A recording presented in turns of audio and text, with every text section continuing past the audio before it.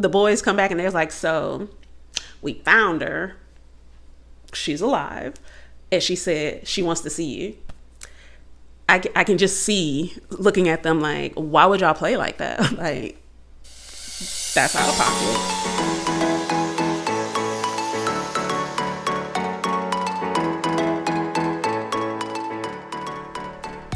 Hey guys, and welcome back to another episode of True Thoughts Thursdays, where I'm taking you through my random thoughts on this here faith journey. So today we are going through chapters 45 to 47 in Genesis. So when we last left off, we had Joseph was telling them that it was like, hey, nah, but Benjamin got to stay here. Like that youngest one got to stay. Like, absolutely not. I ain't letting them leave. And Judah is like, yeah, nah, but man, just take me. Like they like bargaining and essentially showing Joseph the change of heart, I guess you could say, that the siblings had. So, and at the top of 45, Joseph could no longer hold it together. And so he sent everybody out, except for his brothers. But then he ended up crying and wailing so loud that they all still heard him anyway. But when you think about that, this is like decades of like pent up and it wasn't pent up anger or rage. It was like, I'm finally with my family again. So initially, the brothers are looking at him like, what's going on? Like, what's happening? And so he has them to come closer. And then he tells them, it was like, nah, but for real, like, I'm your brother. Like, I'm Joseph and I'm in charge of all of this. I need you to bring my father here. Like, I need to see him. And he also, again, speaking to how he has maintained his character, he has maintained his integrity. He told them that God sent him ahead of them to preserve life. And he said that a couple of times, that God sent me ahead of you. God sent me ahead of you.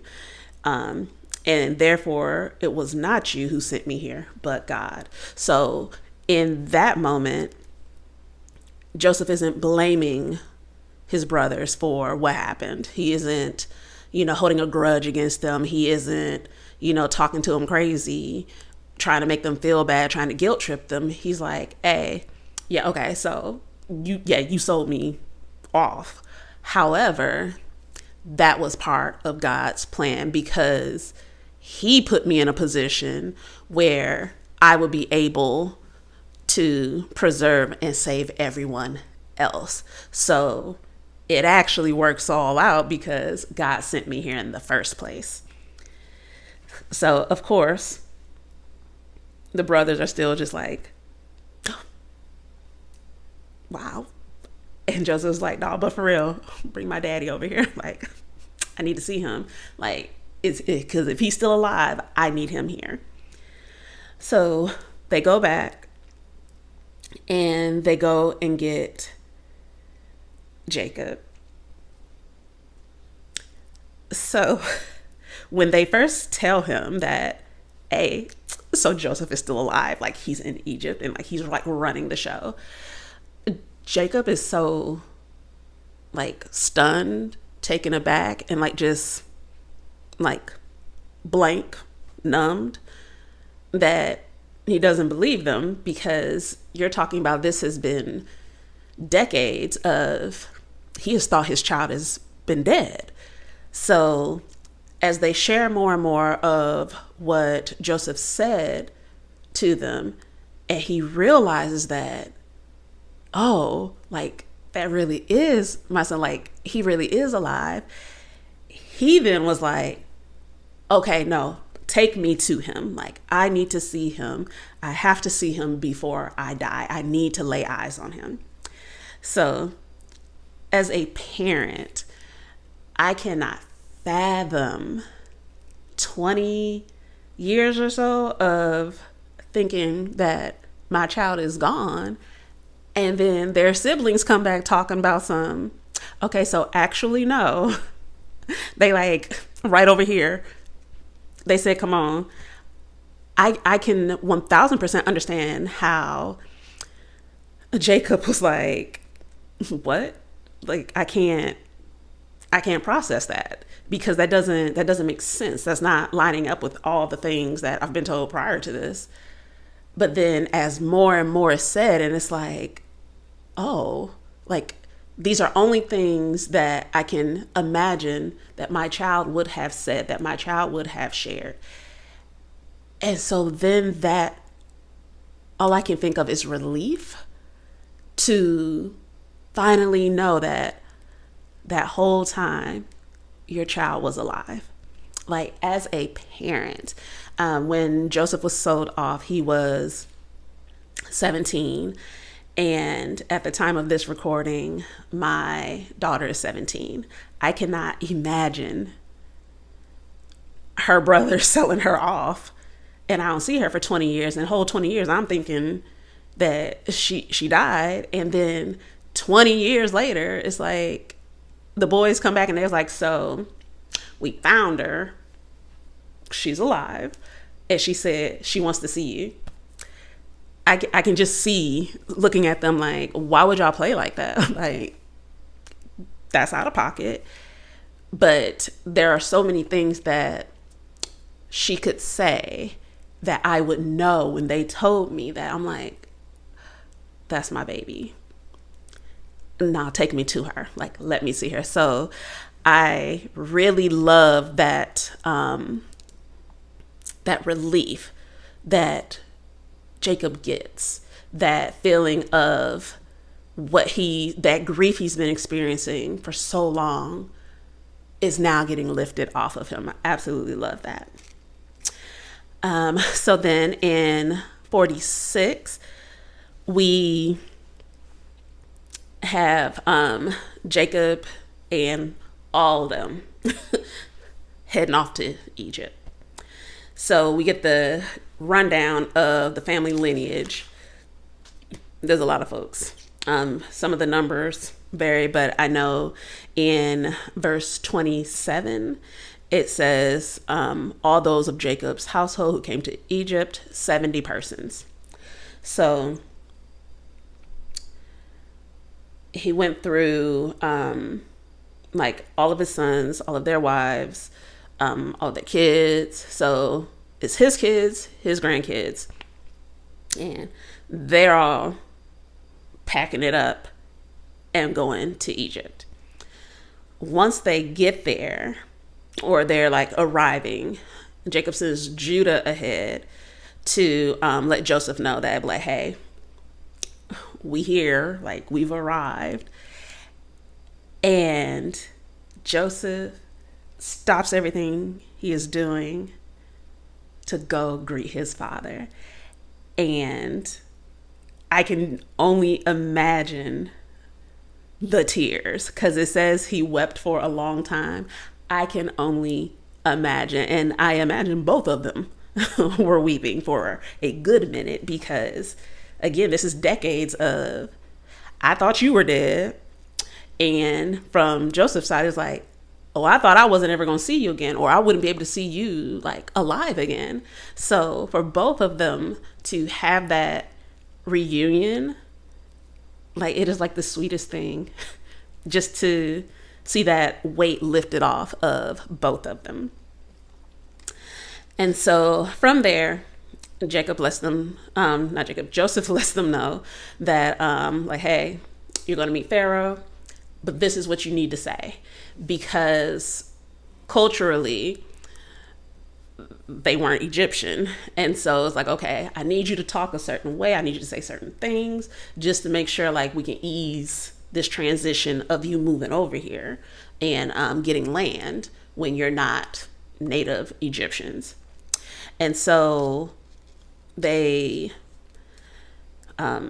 meet up with Pharaoh, and the part that really stood out with that is it was almost like Pharaoh had a script. Like it was just dropped in him to say essentially exactly what Joseph had said about like how much land they would be able to have, like how they would be taking care of livestock. Like it was almost as if, and I'm saying almost as if, it was definitely like everything that Joseph has said, that hey, now y'all gonna come over here, you're gonna live here with me, I'm gonna make sure you're good, make sure you're taken care of, because we still got about 5 more years of this here famine. And then Pharaoh says the same thing and then some. Like he gives them even more on top of what Joseph was saying and giving them. And from there, Jacob gets to personally meet Pharaoh. And Pharaoh asks him, how long have you been alive? And he's like, 130 years, even though, that's nothing compared to my ancestors, talking about Abraham and Isaac, who, when Jacob died, he was 147. So he spent 17 years. And I love the fact that he got that amount of time. Wow. 17 years with his son again. He had him for the first 17 years of Joseph's life before he lost him. And then for the last 17 years of his life, he had him back. And I just love that for him. Like, that's actually, like, that's so sweet. Oh. But he, pointed out that he was like, I ain't got nothing on them, but I've been around for a little bit. And then, he blessed Pharaoh and went about his business. So, wrapping up in chapter 47, we have how essentially Joseph acquires even more land for Pharaoh. So the people come to him because the famine is just getting progressively worse. And they've now started running out of food again. And they were like, okay, so look, the money's all gone. There's no more money. But we're not trying to die, so help. And Joseph is like, all right, give me your livestock then. Like, you can pay with that. And so they're like, all right, bet. So they pay for these new provisions with their livestock. So now Pharaoh has just acquired, through Joseph, all of this livestock. Then, time goes on. They run out of food again. And so, they come back and they're like, look, we ain't got no money. We ain't got no livestock. So at this point, look, we will just be Pharaoh's slaves, but we don't want to die like this. Like, could you please, help us? And he's like, Joseph's like, bet. Remember that. Here's your food. And so Joseph acquires land, livestock, and bodies for Pharaoh. And it's like, this man was really out here doing the thing. Like, God really put him in that position to not only prosper himself, but the people who were connected to him got to benefit, because Pharaoh directly benefited from having Joseph there. And even though there's nothing that I've seen or that I recall that points to the fact that, Pharaoh converted at some point, but he always recognized that, like, hey, nah, but your God, you got a good relationship with him and stuff be coming through. So I'ma just let you handle this. Like, you're only second to me. Do what you gonna do. I trust you. And that speaks also highly to God's favor on Joseph, because it's like, why else would the Pharaoh give that much that high of a position of power, that much respect to this little Hebrew boy that the Egyptians don't even like them like that. So that speaks so highly of God's favor on his life. And also the fact that since he maintained his character, maintained his integrity throughout all of these trials, all of that set him up to be in this position where, as he's receiving this favor, it's not a fluke, it's not an accident.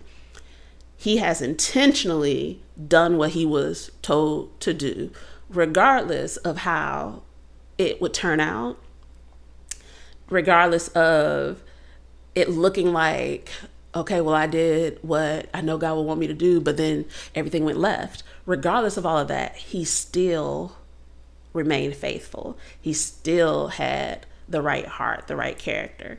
And even when we get to the place where he's now able to bring his family over and take care of them, none of that would have been possible if he wasn't following God. Like, if he wasn't really doing his best to do what it is he was supposed to do, if he wasn't being intentional with how he responded to things and how he handled things, and with giving God the credit for all of it, because he didn't take that credit for himself. He was like, nah, God put me in this place. He brought me here. He's the one who interpreted those dreams. I'm just the mouthpiece. And that is what really got him to where he is now. And then at the very end of 47, we have Jacob is now gets settled in Egypt. And again, he lived there for 17 years before he passed at 147. And so, well before him passing, he, calls Joseph to him, and he's like, okay, so look, if you love me, if I have found favor with you, then when I die, do not bury me here in Egypt. Bury me with my ancestors. Like, take me back to the promised land. Like, take me back over there where they're at. Do not bury me here. And Joseph is like, okay, I can do that. And Jacob has him swear an oath that he will do so. And Joseph does. He swears to him that, yeah, I will take you. I will not bury you here. I will take you back home, essentially. And Jacob thanks him. And I think that speaks highly to their relationship, because even though there's been like this huge gap of time not together, that love and respect for his father is still there for Joseph, that he understands what this request is. And even if he didn't, he still fully intended to honor it. And from the other end, the fact that Jacob was comfortable enough and confident enough to be like, hey, nah, I'm not saying this to everybody. I'm saying this to you. Don't bury me here. I'm gonna need you to send me back. Bury me with the ancestors. Don't leave me over here. And so just that dynamic between them, to see how it's almost like things were able to fall right back into place for them, is so amazing. And I just really love that. Like, I just love that for them. Like, this section right here has been one of my favorites. It's not messy like some of the other stuff, like in the beginning, because this started off real messy with the siblings. But to see how everything has now come full circle is so beautiful. All right, that's all I have for this week. Next week, we will be wrapping up the study of Joseph and finishing on out Genesis. So I look forward to seeing you guys then. Bye.